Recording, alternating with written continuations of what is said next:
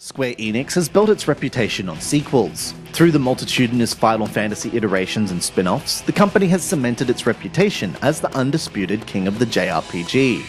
That once glittering accolade has become tarnished of late though, with the company resting on its laurels and releasing games that are neither as innovative or as exciting as their predecessors.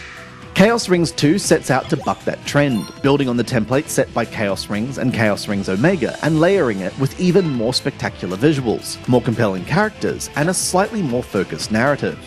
The result is a pocket-sized role-playing game that puts some of its console brethren to shame. And while it clings to some of the stranger decisions of the first two games, it's every bit as exciting and intriguing too. Although the two character parties remain, this time around the story isn't focused on couples, but on a single man, Darwin. He's a floppy-haired mercenary with a tortured past and some burning secrets, who inadvertently becomes the savior of the world. The story revolves around ancient forces who are vying for control over the mortal sphere, and who have stopped time. Darwin and his companions have to traverse this paused world, finding out what's gone wrong, and figuring out how to remedy it. Cue much melancholic introspection, plenty of fighting and adventuring, and a lot of heart-wrenching sacrifice too. The core of the game lies in its turn-based battle system, and while it repeats some of the missteps of the original, it's still a marvel. Every round you need to choose whether your two characters should fight alone or as a pair.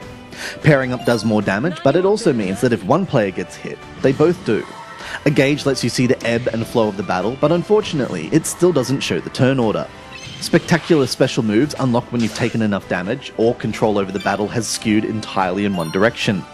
Each character has his own customizable set of magics, called Sopia, and attacks at his disposal, and an element system makes choosing the right ones essential.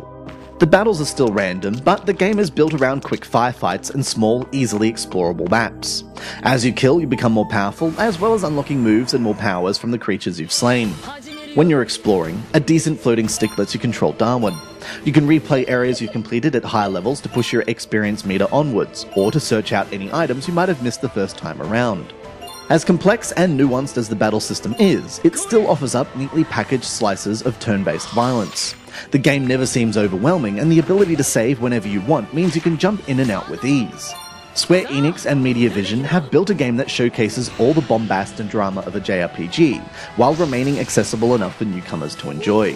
The sheer amount of content here will be enough to drag in all but the most fervent JRPG dissenters, but it's the mix of astounding visuals, compelling gameplay, and intriguing story that will keep them coming back for more.